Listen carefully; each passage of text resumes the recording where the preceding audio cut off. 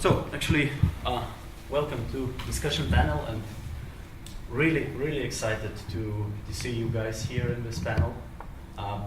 When we started organizing that conference, so it was really, I would say, challenging to get people here because of time. I think you all are very busy, especially this time, and a lot of conferences as well. So, but really, thank you for coming here, and I would like to introduce our discussion panelists. So, and we will start maybe from the right, from my side, and we have Jürgen Pitschke, who is coming from Germany. So he owns his own consultant company. Maybe later on, so he will introduce a little bit more. And when we have Jim Ditmore, who already gave us keynote.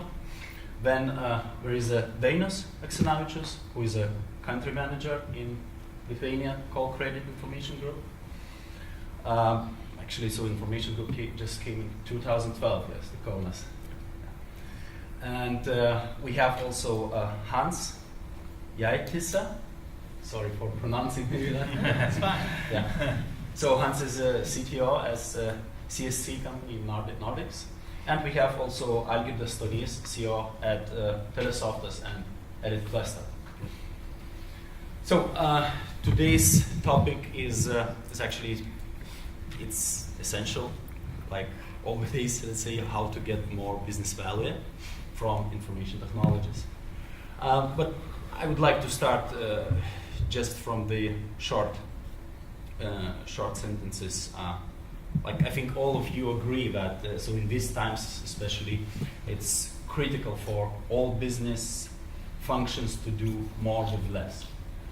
And however, actually, I was researching some studies and to get some percentages on information technologies and business value. So whereas some of them I would like to share with you. Like, for example, the recent study by Forrester found that 20% of technology spending is wasted. The Gartner Group identified that 40% of all IT initiatives fail. IBM's survey found that CIOs believe that 40% of IT spending brings no return. So we can ask Jim about that. Yeah. So Forrester revealed that less than half of executives have confidence in IT as a contributor to business success. So there are some thoughts. Just later on we will discuss about them. But I would like to start from the game, so to have informal discussion. And actually, so for this session, I would like to define OKRs. Do you know what is OKR? Maybe someone is familiar with that. Okay, just so actually, it was very interesting because this OKR is used already since 1999 at Google company. So and it sounds objectives and key results. Actually, I think so. Everyone from you are setting objectives, you are setting results, etc.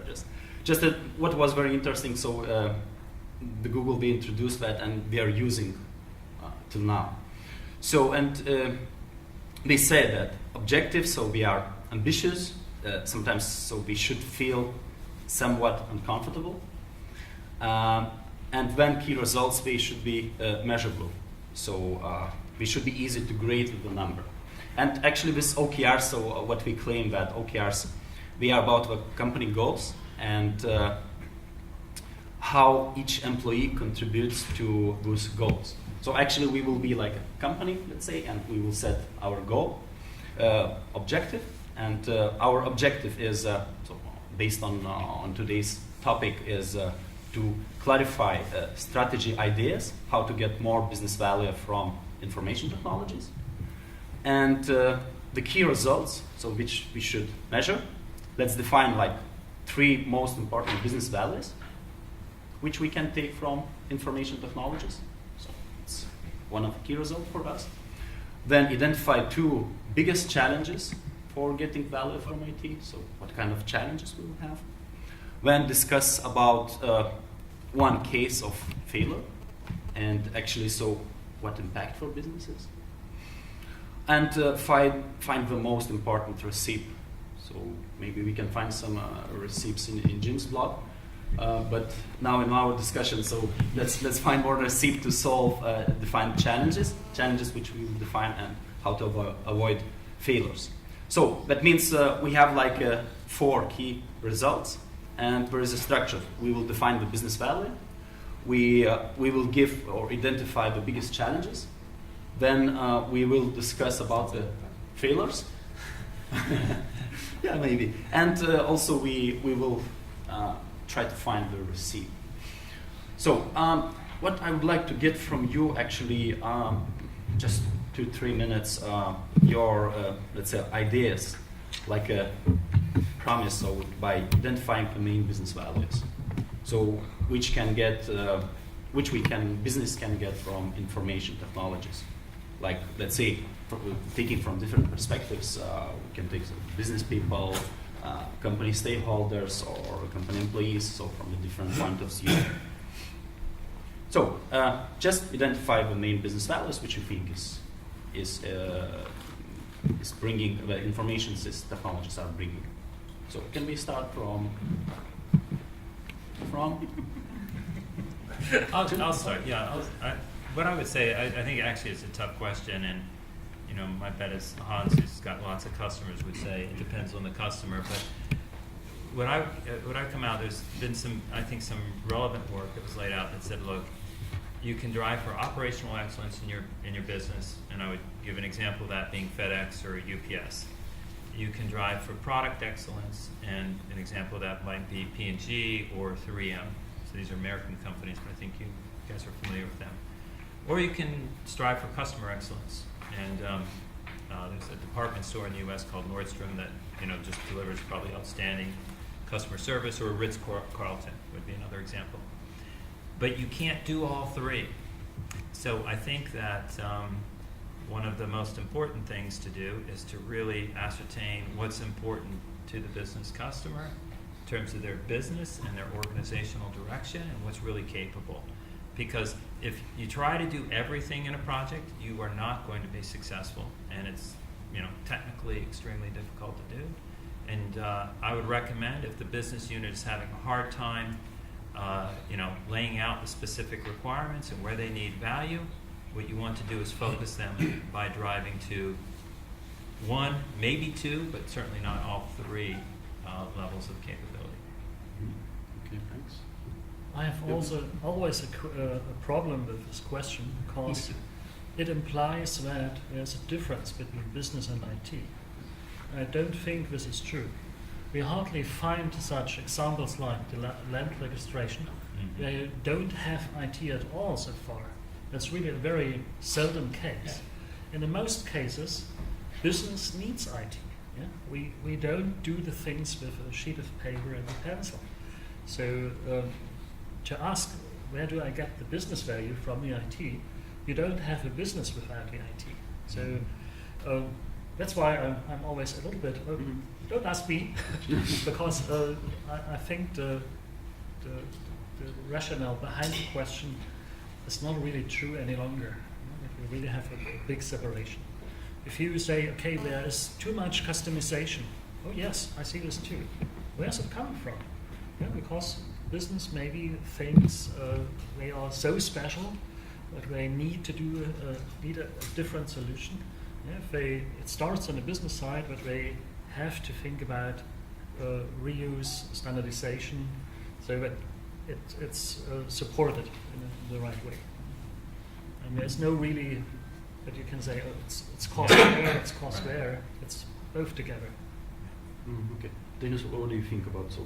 Yeah, I'm going a bit lower probably, and of course you can, define a lot of things. What's coming to my mind is really what values can be delivered by IT for business. First thing I think is efficiency. Yeah. You can bring a lot of efficiencies with an IT things. Second big thing for me is IT having good infrastructure and IT processes and support. It can help business to retain customers. in order, because you are delivering high quality service for them. And in most cases, IT is really in back of those services. So that would be a second pillar for me. The third one would be IT can help deliver innovations for the business. So those three things for me, which would be selling points, really how IT can contribute to business success. Okay, thanks. Hans, do you have? Yeah, that, I completely agree. And one thing is, of course, that you may say that the surroundings also, the environment, has an effect on what was its top priority. So we have seen for the past 5 years or something like that it has been efficiency. Looking at getting more efficiency within the companies, and spending less and less on IT, or getting more IT for the same amount of money. But then within the last year or something like that, they are again starting looking at innovation, because the financial crisis is start of, we're moving forward again, so there's not that pressure. Plus, there's a fear that they don't want to become the next BlackBerry. Yeah. So. Yeah. I would be maybe tending to agree with our colleague, because at the moment we are living in information technology era, and it would be not wise to say to separate business and IT in this case, because business is, I would be thinking a little bit out of the box, is something that people do for some goals to achieve of their own. For example, I do my business to have personal satisfaction, to gain respect, to save the world, or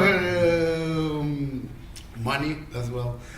So, and IT in this case is just like, if we take medieval ages, we had wooden and iron tools, and now we have electronic tools with electrons. So IT is just a tool to achieve your personal goal in your business. So in this case, I would say, well, Apple Corporation have this golden rule: keep it simple. Just take this IT, use it as a tool to achieve your personal goal. And this personal goal might be defined by each person, each businessman, each corporation of their own. For example, it might be, well, maybe saving the world, it might be some $1 million in a bank account. So it's very hard to say what value to the business in case, because the business is IT, and well, to achieve excellence, you need to be a professional. You need to use special techniques, and it's not only about IT to achieve excellence or to achieve result, to achieve customer satisfaction as well. It's not the prerogative of IT to get customer happy.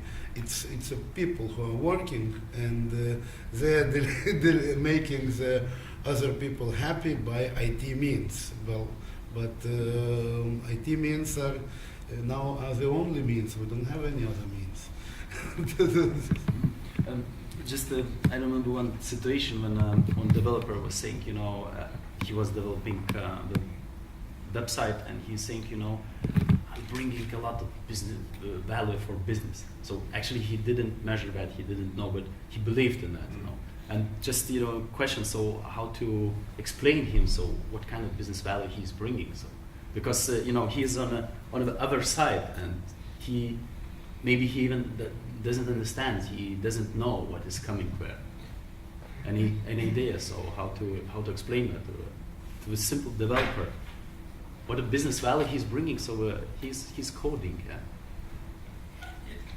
In general, in motivational theory, you always say, okay, are you just hacking a stone, or are you building a cathedral?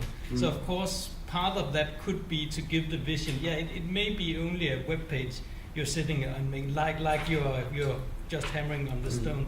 But it's actually this cathedral. It will make the world better. It will make us all richer, or something like that. So that would be one way of doing it. From a visionary, like Steve Jobs kind of thing. painting the big picture. Yes, okay, thanks. Yeah, so painting the big picture, nice. So we are creating the value for a business, but what about the challenges? So do we meet any challenges? No, it's easy, everything? Everything is easy. Easy good, exactly. No, it's actually successful. Yeah. Maybe because you guys, you are international company, so you're working around the world. So what is very exciting, and I mean, a lot of challenges, like Arturas mentioned. Also, we saw video, culture differences. When we have the challenges, also I think we were discussing last year how to bridge the gap between the business and IT. So because the mostly business guys, they say, you know, these IT guys, we don't understand the business actually. So we are just focused on the details. And then IT guys, we are saying, yeah, we are giving to not so many information, so we need more information, etc. So actually, I had such a discussion when I did training in the Philippines and consultancy. So it was guys from Singapore, UK, Slovakia, Philippines. So different cultures, different understanding, and also a guy from Malaysia. So he was a business guy, and he's saying, "Hey, IT guys, so you are not going into the details. You don't understand the business, and when you the result of development is failed, for example." Yeah. So, from your point of view, so the most challenges in that factor. From my point of view, a main challenge, one of the challenges, Yes, probably you cannot say the main one, That's true.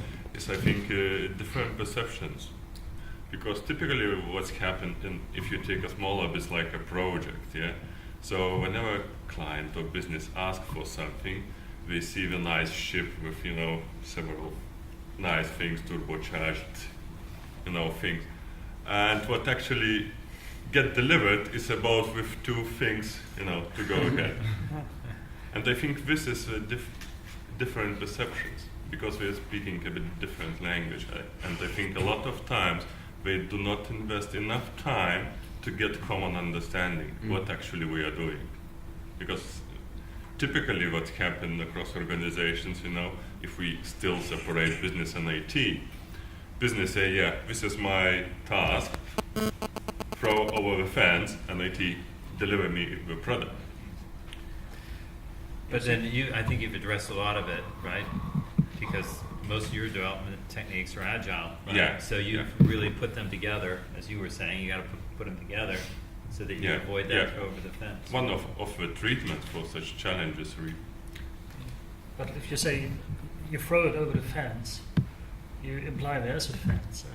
I think that the challenge is cultural issues. Yeah, if you have different nationalities, for sure you have different cultures, and also we still have different cultures in the business IT world, and it's moving forward. It's changing. Yeah? I attended a conference at the beginning of the week in Germany, and there was a pilot from Lufthansa speaking about how the situation in the cockpit changed over the last 50 years. And he said, okay, in the beginning, when the commercial airlines started, the co-pilots had all the same name, all the same first name. They were all called Jesus because they were sitting on the right side of God. And the captain was the God. Yeah? And there were a lot of crashes with the airplanes because the co-pilot was not able to say, "Oh, you make a mistake just now. Don't get off. We don't have fuel." Yeah? He was not allowed. And if he said, God would say, "Shut up." Yeah? And we have sometimes the same situation with business and IT. One is God, the other is just sitting on the right side. And if we get rid of this culture, that there's really one is ruling and the other has no ID, then we are doing much better. Yeah? So we have to get rid of the fence and we really cover it. I think it's true for many companies. If you really have the situation that your IT is fighting the business or vice versa, you are in deep trouble. Yeah? John Sachman would say you are in deep yogurt. I think another thing that's important from the IT side, actually part of what you were telling me, Kim, is that IT fails. You know, it's in the nature of IT that it doesn't work all the time. It may be due to bugs in the software, due to hardware failure. So yeah, anything. So you shouldn't expect it not to fail. So a very good point you have, that you should plan for it failing. So you should have your checklist. You should do your testing. You should not expect that your project will just start this day and end this day. There will be 200 change requests and other things during the way. So where the project management should also come in. So plan for the unplanned. That's important. What about the big companies? Maybe so for the guys from big companies. What about the organizational aspects? Is it some kind of challenge now?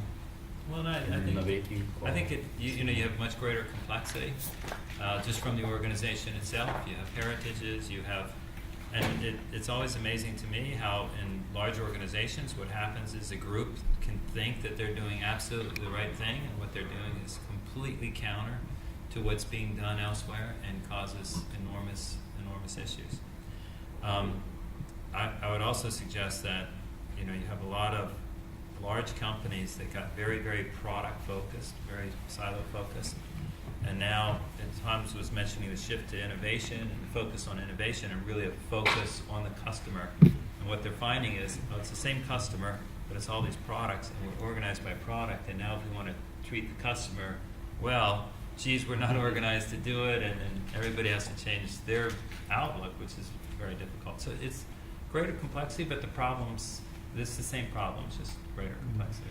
Well, I think Barclays Lithuania have some good example of their mobile team now, because now they have some developers that are doing mobile applications, and those teams are completely separate from the organizations. They are like almost like startups that are working, creating ideas, and actually they have created some wonderful applications for example, money transfer applications, and the Barclays touch and pay system. So this was completely, organization had to do this innovation because mobile technology slammed, and they simply had to adapt and just organize the teams that are not in the part of the organizations that are separate. They have their own structure, agile, fully, and working very fast. Some interns are even working like people working without a salary there. So, and they did a really good job, and it worked. And then when they achieved success, then they have integrated them into the company. Right, and that's a typical technique where you almost set up a SWAT team, some center of excellence to get outside of the organizational boundaries. So it's a good observation. Yeah, so sorry I didn't mention, so if you have any questions or maybe idea to share from audience, so we have informal discussion, so you are really welcome. And if you want to see some action, you have to ask some questions where we can disagree. Not questions where we agree. Yeah, but actually Algirdas mentioned about the innovation. And Robert Cooper, he mentioned like innovation versus renovation. The biggest, as he claimed, the biggest part of R&D, research and development, so we are working on renovation, because sometimes we're stopping innovations. Is it true or not? How it's in bigger companies? I don't know. It's quite challenging. It recalls me, we had discussion with leadership team trying to define what is innovation and how we would like to measure it. I think that would be different for each organization, and each organization have to find their own definition of innovation. That's my perception, because we really struggle to define what is innovation. Is it new product? Is it new feature to the product? Or it is a new way doing certain process bits? Or completely new business model. Or completely new. So And I would say, I'll take a case study, which would be Kodak. So Kodak invented the digital camera. But look what happened. They never took advantage of it. So I think most large companies don't have a problem actually doing the innovation. What they have an issue with is basically attacking their key cash cow. There's a great book out there called The Innovator's Dilemma, and it talks about, you can go through generations of companies that have had to make technology transitions, and if you go all the way back to, if you look at a crane, used in building, back in the early 1900s, the ones that dominated the industry were all chain-driven, and the initial ones that came along that were hydraulic machines, they were viewed as they could not handle the load of the chain-driven one. In the end, the hydraulic ones all won, and if you go and look at anything operating on a road today, it's all hydraulic, and all of the chain companies didn't make it. So it's the point I'll make is that it's very difficult to change culture for a large organization, and I think that's more difficult than actually doing the innovation and coming up with the idea. It's how do you then go, attack the cash cow and shift the company's focus. Yeah, and it's actually the success that inhibits, because Right. the cash cow comes from Right. the previous success. That's exactly Yeah. right. It's not that they are inhibited by failure, they're inhibited by their own success. Yeah, that's the interesting thing in this book that the author, Clayton Christensen, says, we did Right. everything right.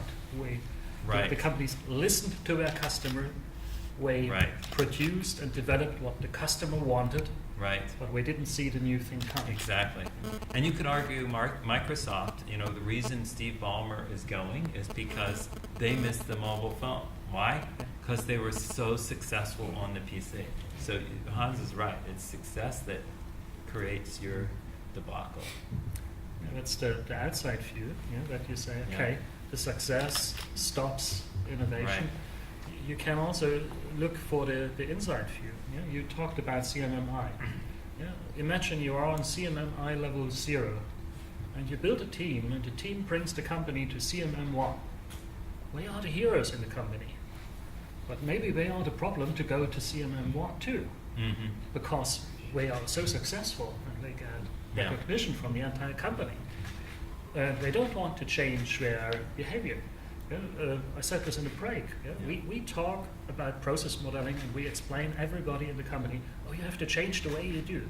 Right. So it's How the easy- additional change is so difficult. How easy is it for us to change our way to develop a process, to develop Right. a system, Right. to maintain a system? It's not easy.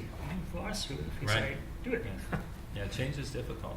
And, for one that's close by, Nokia, if you look back at where they were, they had really developed a smartphone prototype that was very similar to the iPhone before the iPhone.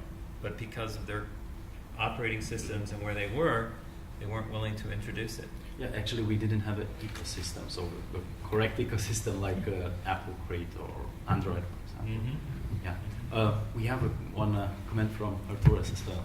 Yes, I have another angle just to get your reflection on that. Rising IT to the country and government perspective. How do you see how country and government can influence the IT development in the country from your point of view? What steps or additional steps, for example, Baltics or Lithuania could take to promote and push forward IT development? And you as well mentioned those projects in Denmark, and there are as well other like government or country level.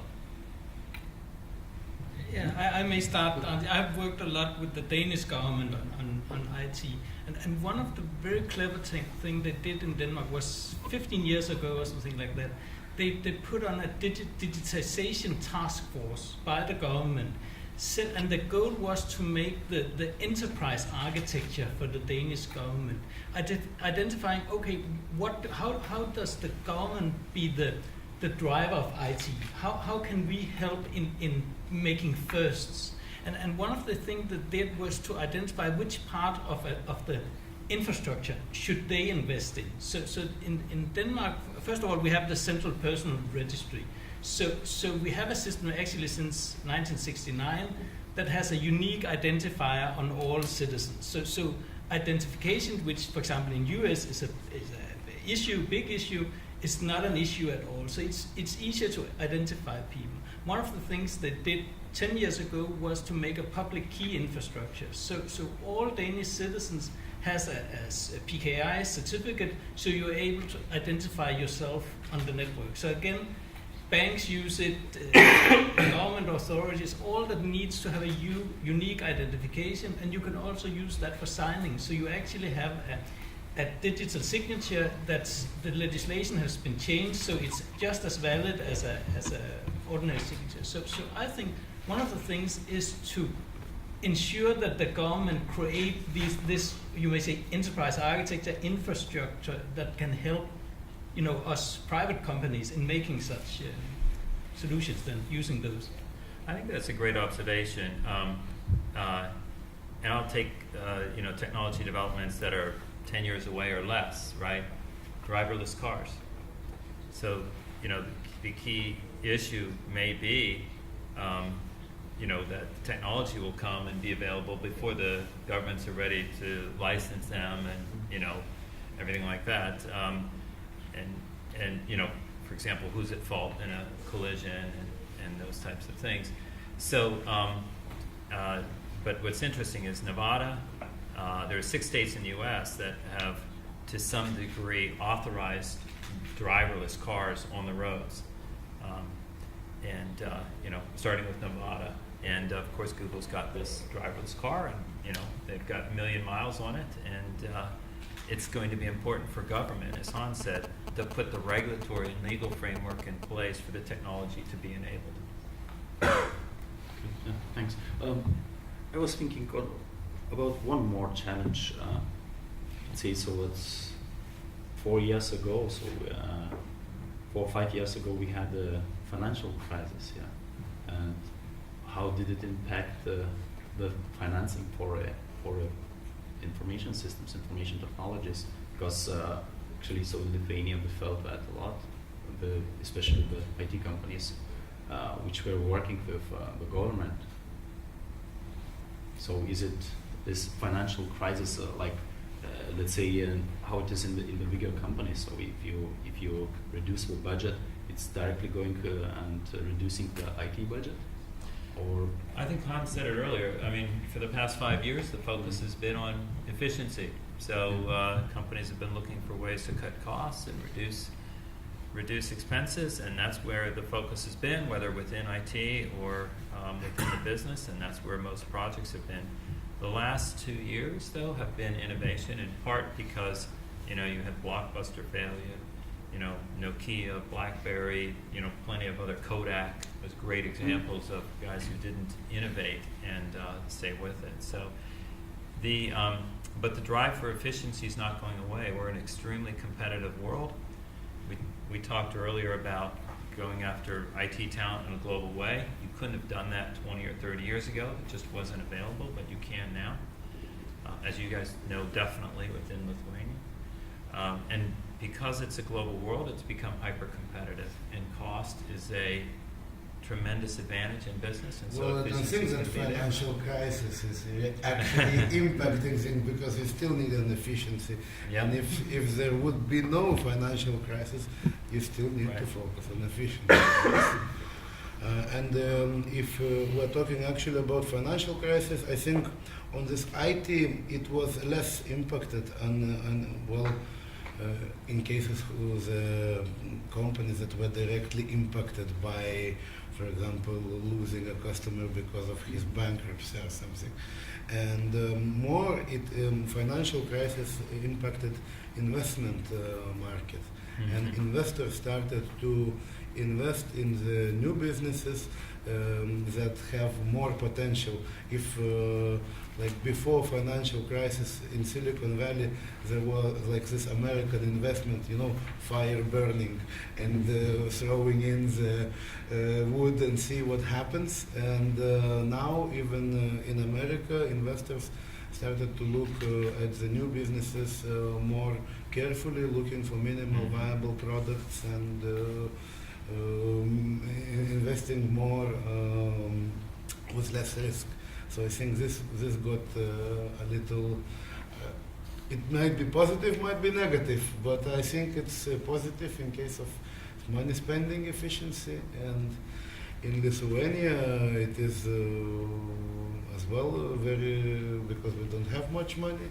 So I think it got positive. And still we got like, after that people started to think about startup accelerators, how to do the smart money and how to invest smartly into it, how to smartly manage portfolios of the products and the companies. So I think Lithuanians learned a lot from financial crisis. Yeah, I think we can come back a bit later to the startups. That's very interesting topic as well. And we start talking about the failures IT, and I just was looking to the biggest tech failures of, for example, the year 2012, and in the top 5 was Apple Maps. Buggy mess, I know. I think a lot people, a lot people you have so iPhones and what's happened actually. So we the Apple CEO Tim Cook, so they should to apologize for that, and it was really fast call, like for such company like Apple, who is thinking about each detail. And what's happened? So it was that Google very quickly they created this Google Maps app, and it was the best in the 2012. So it was became the most downloaded free app in App Store. Yeah. So taking one more. So what's very interesting economical figures for YouTube. And so with Google, they bought YouTube in 2006. It was for 1.65 billion, and in the Times journal, so in 2009, so it was also listed as a top 10 biggest technical failures of the last decade. So, and so one of the banks, so Credit Suisse, they estimated that YouTube will lose about 470 million in that year. And then just I was very interested, so I was looking to the nowadays. I see that the details shows that so the revenue in 2013 it will be likely 3.7 billions for YouTube.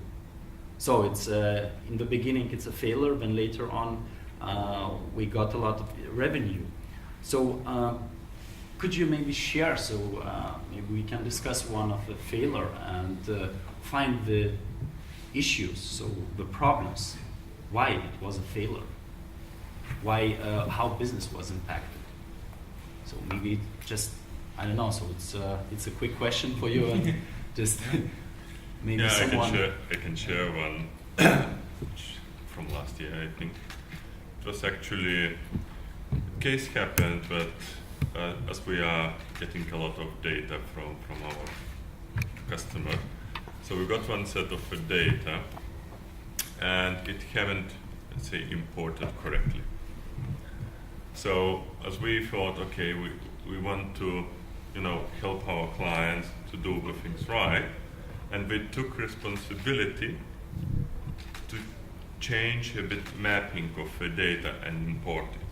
So what we did, we manipulated a bit data and imported into database. What happened as a result of that, instead of doing marketing campaign to potential new customers, we did this marketing campaign to customers which we didn't like to do. So opposite. So, and you can imagine, as we're talking about the bank as our customer, so we got a really significant fine for that, several $100,000. Mm-hmm. And that's one thing which is, cost. But another which is more dangerous is really we're at a risk to lose a client, which potentially will be for next 5 years. And if you think about revenue, it's really.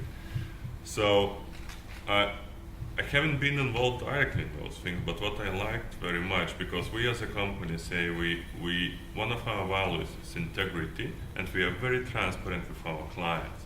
So actually what we did as a company, we realized our mistake and very openly, immediately talked to our client and said, we did that mistake. After everything was finished, so this client said, actually, we want to do more business with you. Wow.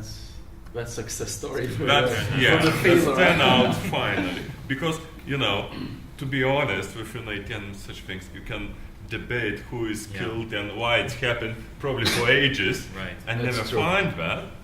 But we said, Right. yeah, we did mistake. And, this is one of the examples, I think, where, people try to do good things. And now after that, we learned a lesson, so we need a data validation engine, which does automatic. And such things, so you improve, you learn from lessons. Yeah. So lessons learned. So the most important is actually to be honest with customer first. Yeah. So make Yeah, absolutely. transparency. And that's proved really working. And this is of our values. We treat our customers, with integrity. So it means whenever we do mistakes or we do great things, we very openly share with our clients. And make sure it doesn't happen again. Yeah, Yeah, absolutely. Good practice. As I said, I tolerate one mistake. You repeat second time. Yeah, it's similar to the story of the pilot. Yeah, every time the airplane crashes, it's good for the survivors because we really analyze it in detail and make sure this error is not happening again. And we don't talk about Six Sigma, we talk about Seven Sigma more. So it's really because we learn from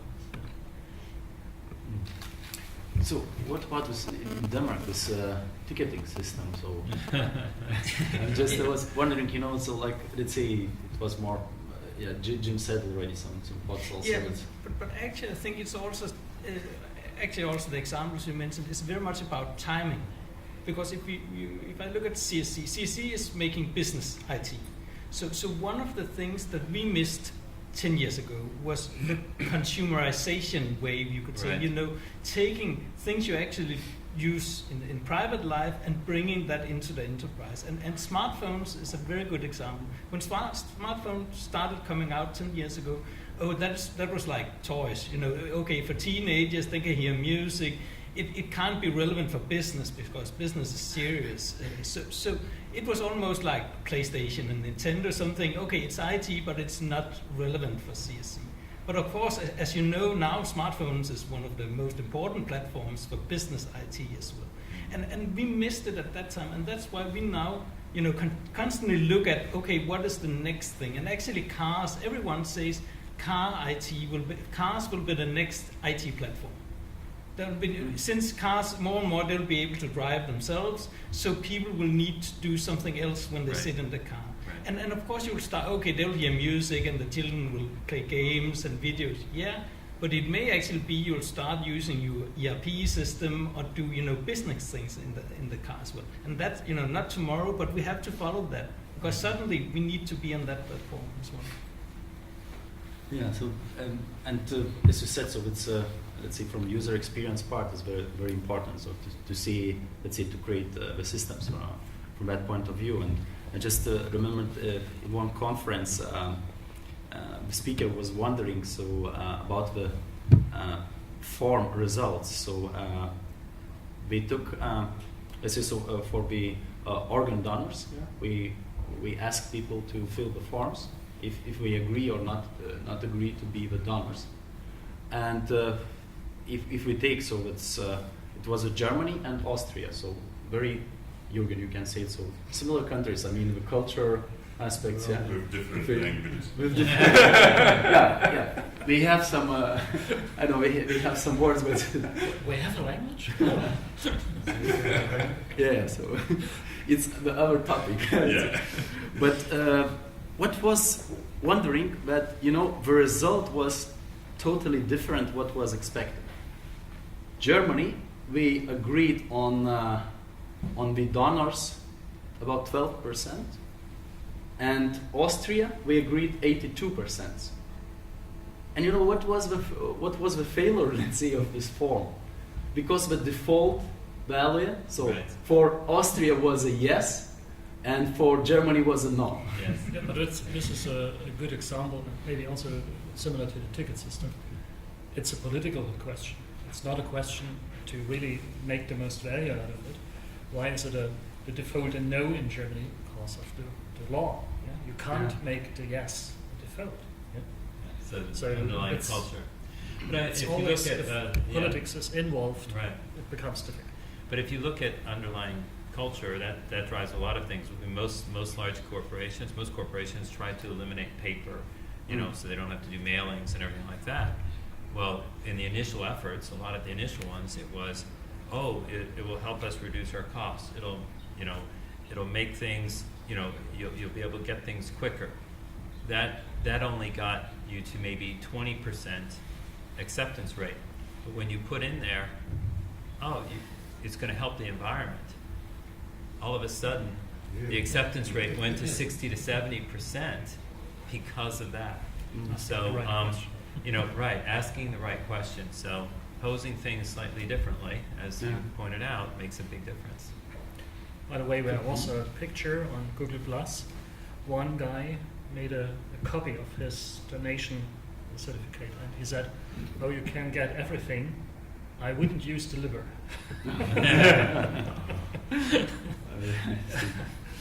Good. Okay, so we identified the value which we are bringing with information technologies.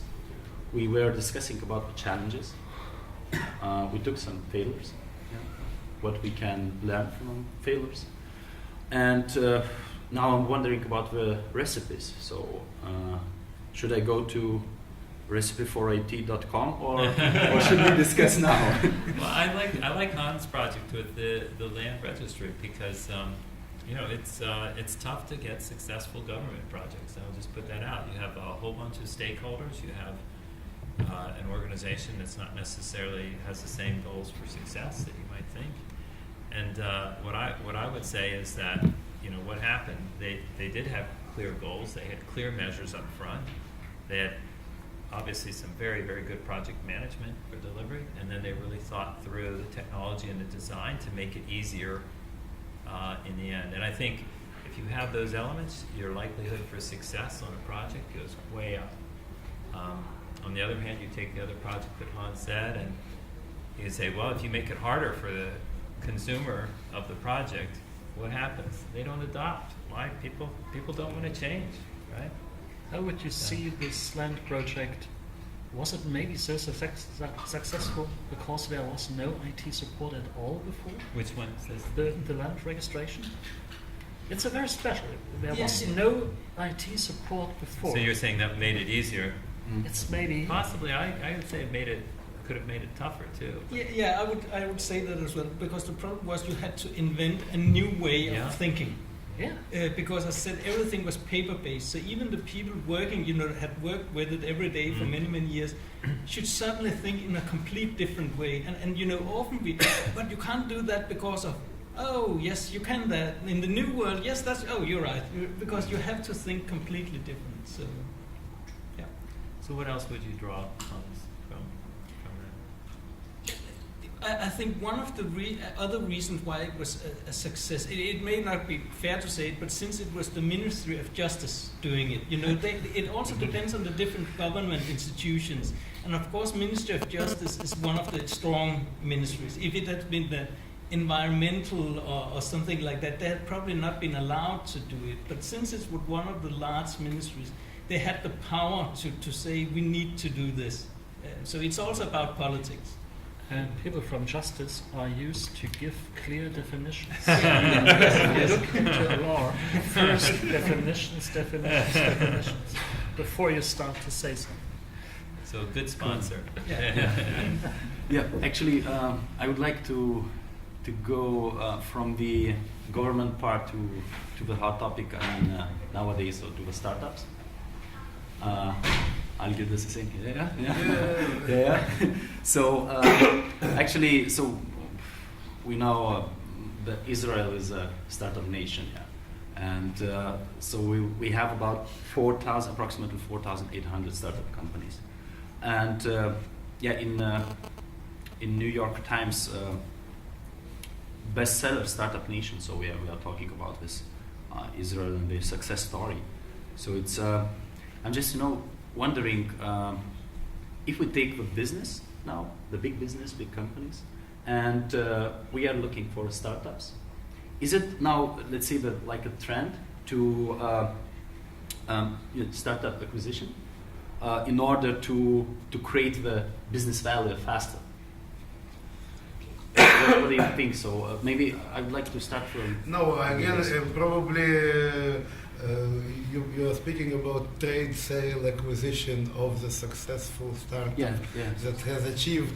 So that's what you actually often see in the usual startup pitch presentation or usual startup business plan. This is actually the bait for investors. so you say you make a startup and I can sell it for $100 million in 2 years. Invested me $200,000 now. So it's and the ways that investor, when he is investing and when the business is starting, then probably the course of action, all strategic plan of this new company might change. Again, as I said, if it's an IT company, if it's a startup, probably they're starting with some prototype or with some like alpha build or some first version of something. And then we'll look at YouTube, how it changed throughout the course, and from that, everything, maybe they even refocus on something different through the course. So yes, startups are now, it is good, like I said, to have a startup and an entrepreneur who at least thinks about how he will return money back to the investors. This is good. So, and I absolutely agree that now we have this trend with trade acquisitions. But if you, from the whole vast majority of startups, the ones that are getting acquired are really, really small number. Most number are or either merged or either transformed to something else, or they may be doing their own successful business and carry on as a normal company. Yeah, but let's see if you take our attitude. I mean, so let's take Yahoo example. Yeah. So just. Recent information is that the Yahoo acquired 20 startups. Okay, so some of them were small startups as well, but one of the biggest was Flickr. And actually, so I'm just wondering. So it's, let's say if a company is a bit difficult to innovate for a company, for the big company, and then we are saying, okay, so we create this value or we innovate through startups. So. I would say Cisco is the best example of that. If you go through, they made a science of it, going out and acquiring the latest technology and then working it into their family of products and not killing off the technical engineers and that company's capabilities. So I think Cisco's been doing that probably, I'd say 10 years now, 15 years. Actually, I guess 15 or 20 years they've been doing it. So they would be a good example that a lot of other companies then follow behind. HP would be an example of someone who's done a very poor job at it, right? Mm-hmm. So their autonomy acquisition, they just had to write off, I don't know, $12 billion or something ridiculous. That's an example of one that was very poor. Yeah, and I think, from one hand, I'm a bit skeptical on startups, because for me it looks a bit fashion, and it might be it might build not so good impact to our younger generation because we think everything is so fast, nice. So from one hand, but this is my personal view. From other hand, I think not many companies, especially if you take big one, are ready to efficiently buy those startups. Because if you look into the enterprises, and there are plenty of examples when we bought bigger companies and screwed up them because they were not ready to change their strategy. Right. And you can imagine they are buying multi-billion companies and screw up. So what happens with a small startup, which is, I think in this case we are more buying really know-how or idea rather than company itself. And that's why you need such a program like Cisco that Yeah. really can make sense of it. By the way, you forgot that some startups just go bankrupt. Yeah, they And- don't. Well, not some of the vast majority of this time. We're talking This is what Dainius was saying. Yeah. But if you talk about how to get more startups, how deals the culture, the society, the community with failure? You know, why do we have not so many startups in Germany? We see a failure, a bankrupt, as a catastrophe, and that's you never get a feet on the ground again. Yeah. In Israel, if you Well, fail, well, it doesn't failure matter. Start is again. good, Yeah, so- good experience, and it brings. But it's a cultural issue. How do you deal with failure? Yeah, and I have a good story. Actually, when I finished university, I started in a startup, and a small company in Aarhus in Denmark, where we had a very entrepreneur owner of that small company who saw that mapping software, that would be the next big thing.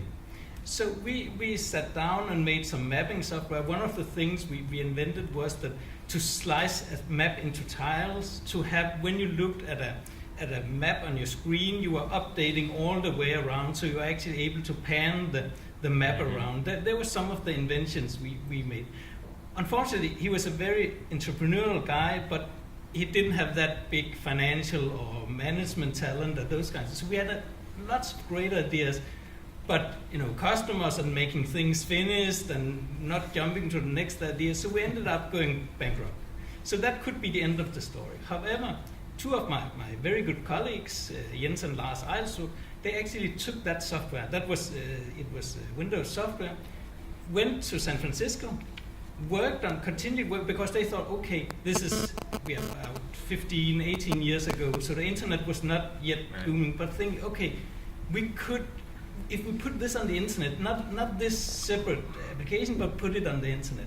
And they worked on it, and then they, of course, as you know, in California, you have all these different investment funds. They spoke with several, and ended up speaking with Google.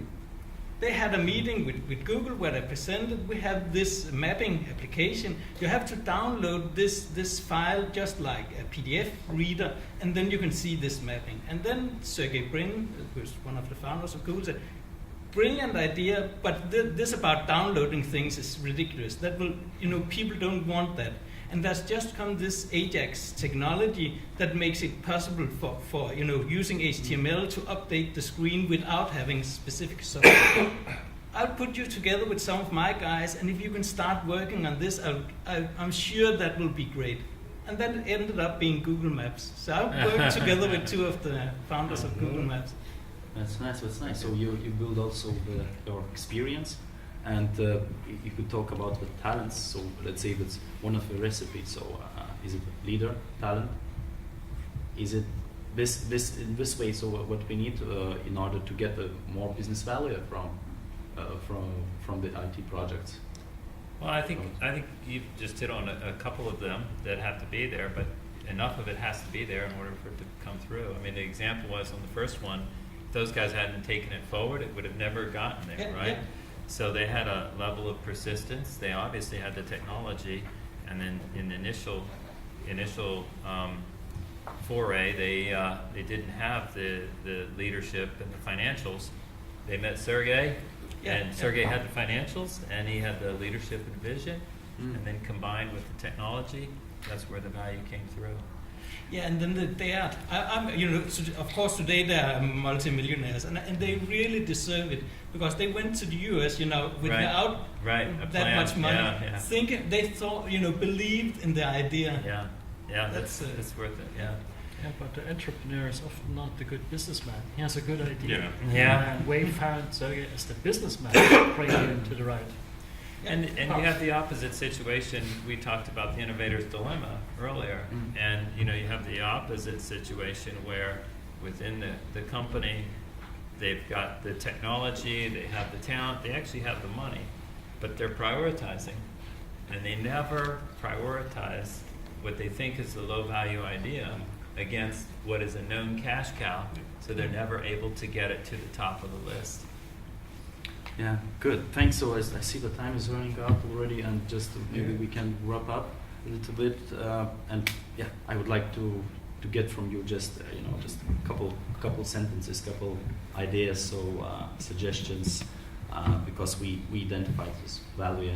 We talked about the challenges and just some ideas. So how to improve, how to create this business value in teams, in your team, in the company, etc. So just to wrap up today's session. Yeah, I think I made my position clear. Don't see business and IT separated. It's one team, business and IT. And yeah, from the presentation, you need method too. So if you have these three components, it's more likely that you get something valuable out of it. I would recommend that cell phone that was being passed around from 18 or 20 years ago, and you see the difference between that and the smartphone today. Humans think in terms of linear progression. They don't think in terms of exponential progression. And with Moore's law and the technology industry, you're going to continue to see exponential progression. We talked about driverless cars. What I would suggest is that just remember that the pace of change is going to continue at an accelerating and probably even an alarming rate for most people. And remember that the innovation is occurring typically not just on the edge, but at the junction of two fields. So it's not just the computers, it's the fact that you're pairing computers with cars that allow you to drive. That's where all of the big opportunities are going to be, and I'd say, look to get involved in those opportunities. I think if we go to this, how to bring higher value for business from IT, I think you need to find ways how to work closer and together. One of the things which we are using, before we were using different methodologies, for example, for project management. What we changed to Agile. And we tried to involve business and bring them on board with IT to deliver common results. And it's not easy work, we're still not where we want to be, but it showed really big difference how we start talk to each other, how we collaborate, how we see common goals and things, even communication before, throwing over the fence, now constant communication, discussions, and as well, if you look to Agile, methodologies, that you have to strive to deliver business value as early as possible. And then business start believing you that you're delivering something rather than waiting for 2 years, you're promising product, and then product comes and say, what's the crap I got? Because my requirements changed 10 times in 2 years. When you go in small chunks, they see actually, this is, and when you are much more agile to adjust to business requirements, I think that's bringing more value. And one more highlights its transparency, so what you already mentioned. Yeah, this is respect of your customers, I think. Yeah, that's true. And, your company values as well. Okay, thanks. Yeah, and what I completely agree with Jels, and the important thing, I think the best solutions come when business and IT are on the same level. So it's not the business that decides the most or IT that decides most, but when they actually collaborate and give way to each side, that's where the best solutions are made. Yeah, and don't forget that it is the business value that you want to achieve, so define it very clearly to yourself. What is a business value for you? Make it a clear objective. If it will be in the short term, so you can go in the short chunks, it would be even better, and then use the simplest IT solution for it. Usually it's the one that is on the table, like if you want to use software as a service, use software as a service. If you have a developer who can develop it for you, use the internal developer, and just make focus on the business value, and then if it's an excellence of the IT, then of course it's, but if it's just to earn money, Okay, so then you use the simplest solution of IT to achieve the business value. In that case, you will get the most value. Okay, good. Thanks. Actually, it was a pleasure to discuss. And yeah, we are finishing.